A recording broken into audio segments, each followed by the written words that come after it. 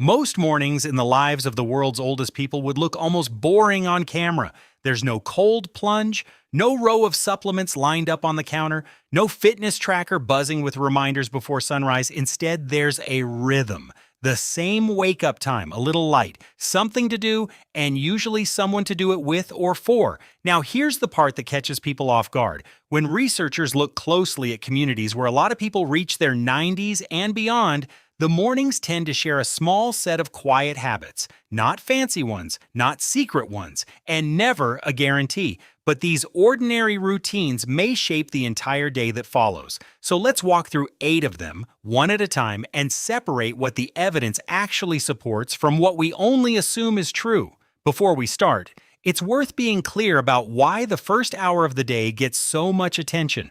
There's a big difference between living a long time and staying capable while you do it. One is about the number on a birthday card. The other is about whether you can still get out of a chair on your own, walk to a friend's house, and keep your mind clear enough to enjoy the afternoon. Researchers have a word for that second thing. They call it health span, meaning the years you spend in good function, not just alive.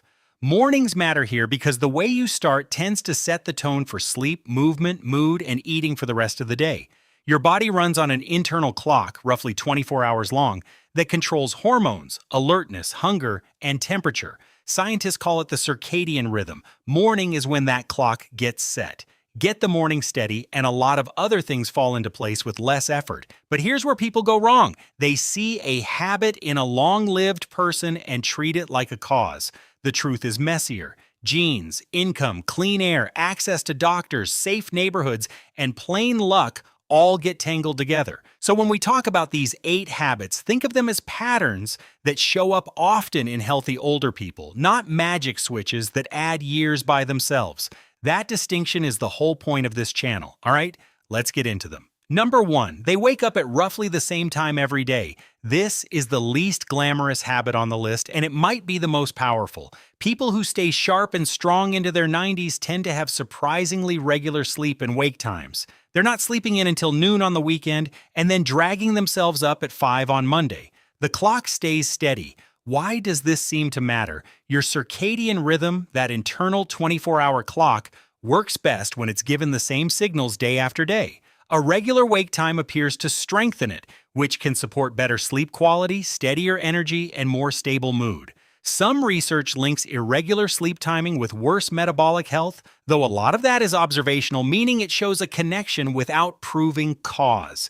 Here's the honest version. We can't say a consistent wake time makes you live longer, but steadiness is one of the most repeated features in long-lived groups, and it costs nothing. Which brings us to what many of these people do the moment they're up.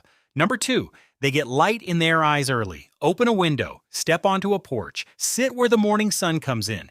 In long-lived rural and coastal communities, people are simply outside more and they're outside early. That daily dose of bright morning light may be doing quiet work. Light is the strongest signal your body clock uses to know what time it is. Morning light, especially natural daylight, helps anchor that rhythm, which can lead to better alertness during the day and easier sleep at night. It also influences the timing of melatonin, the hormone that helps you feel sleepy in the evening.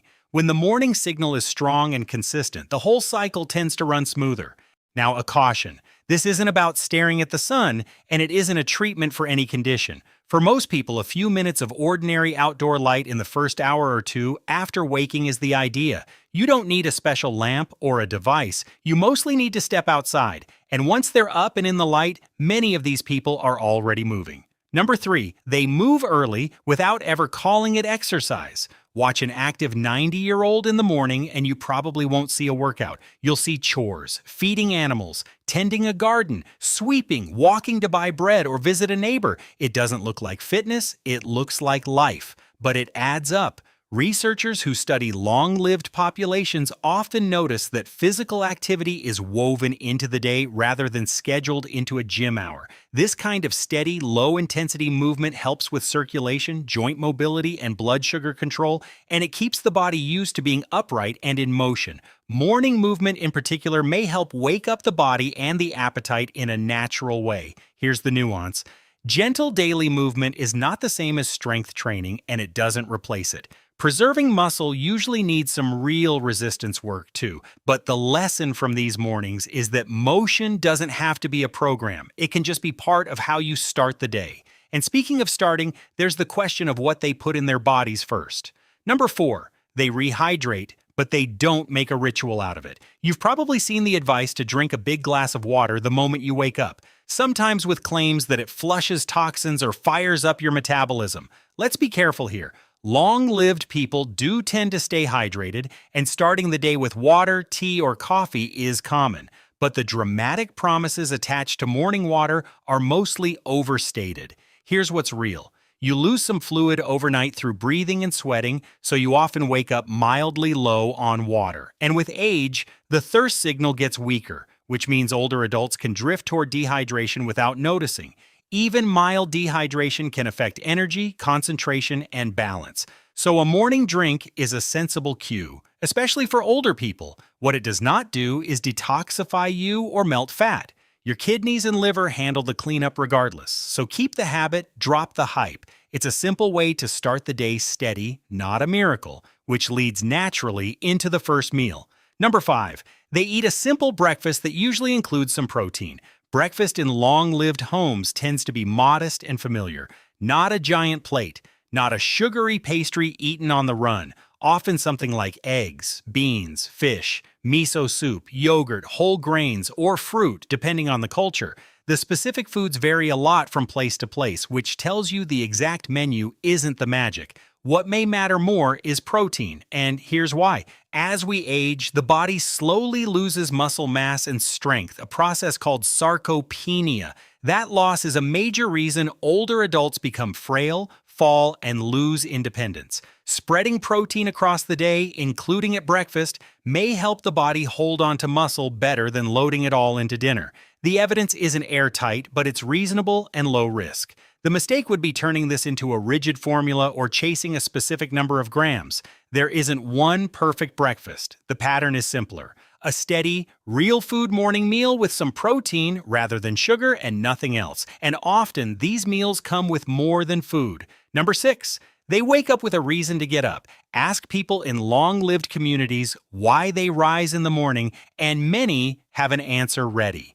A garden that needs them, grandchildren to help. A craft, a boat, a shop, a role in the community. In Okinawa, this idea of a reason to get up in the morning has a name that researchers often point to, sometimes translated as a sense of purpose in daily life. Why might this affect health? Purpose seems to influence behavior. People with a clear reason to get moving tend to stay more active, more social, and more engaged. And those things support physical and mental health in turn. Some studies link a stronger sense of purpose with better health outcomes and lower risk of decline.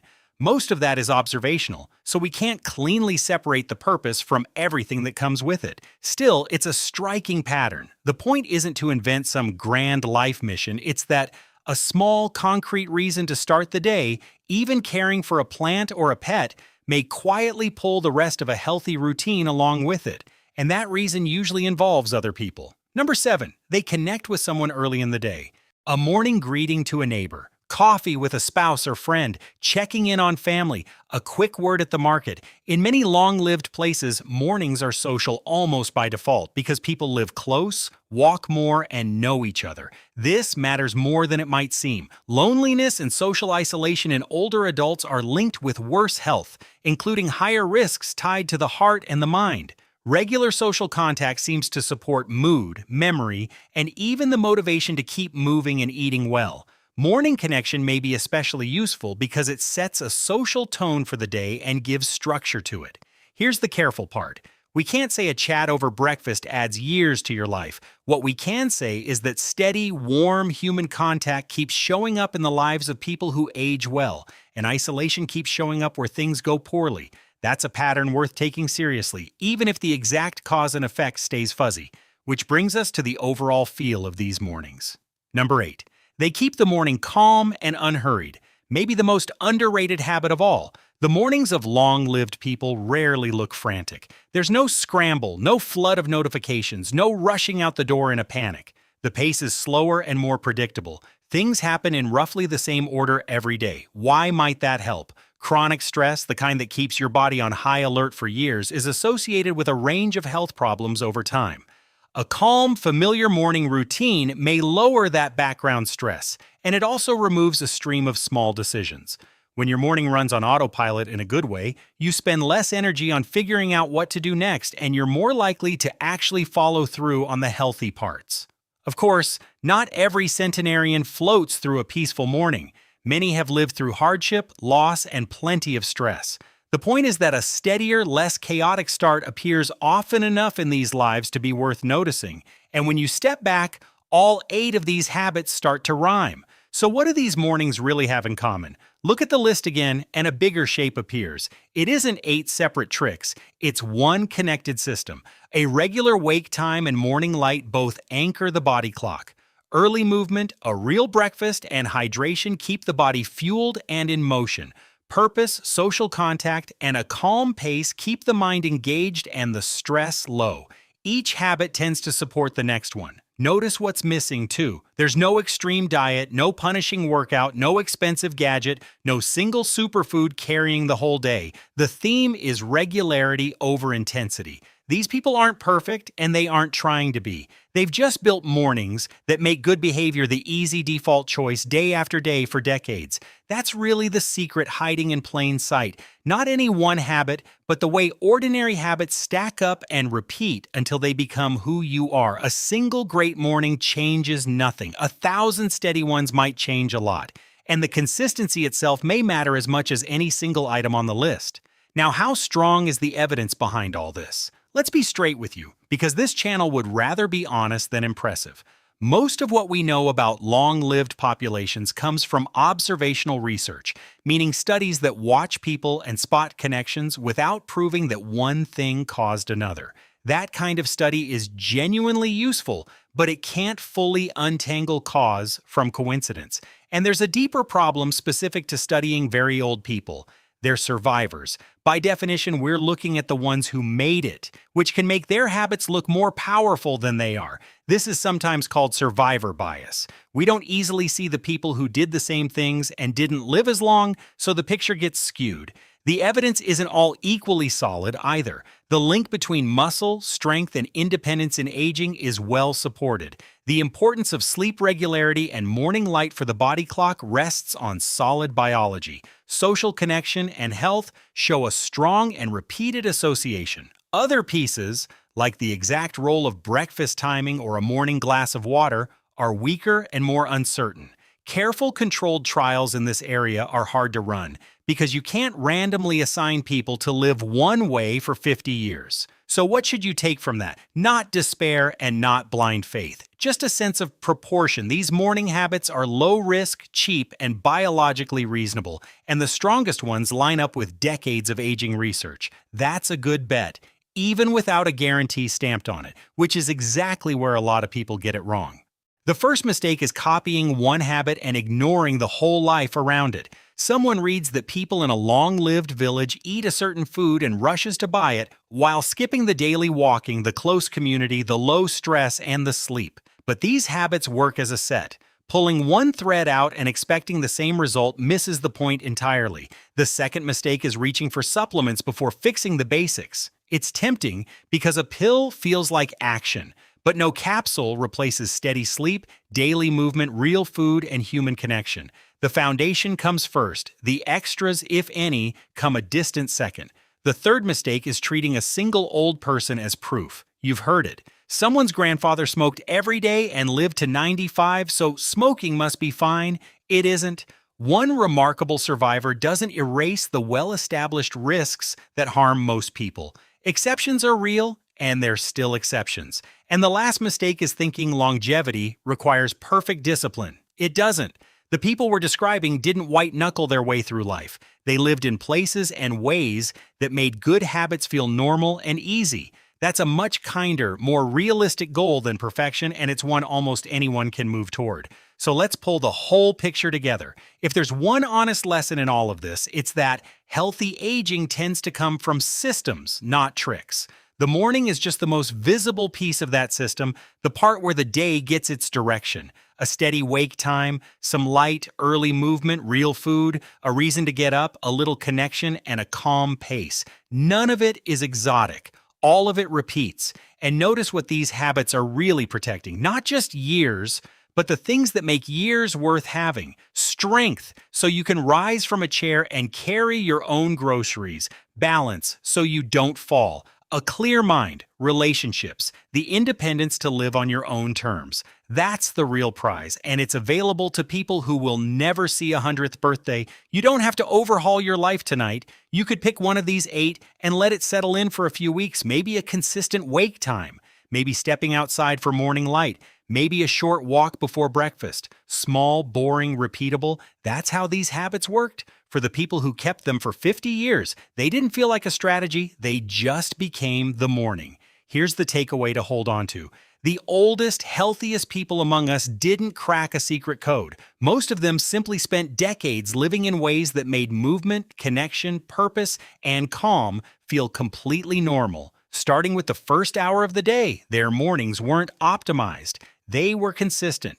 And that consistency, more than any single habit, may be the real story. So the goal isn't to chase the number 100. For most of us, that number was never in our hands anyway.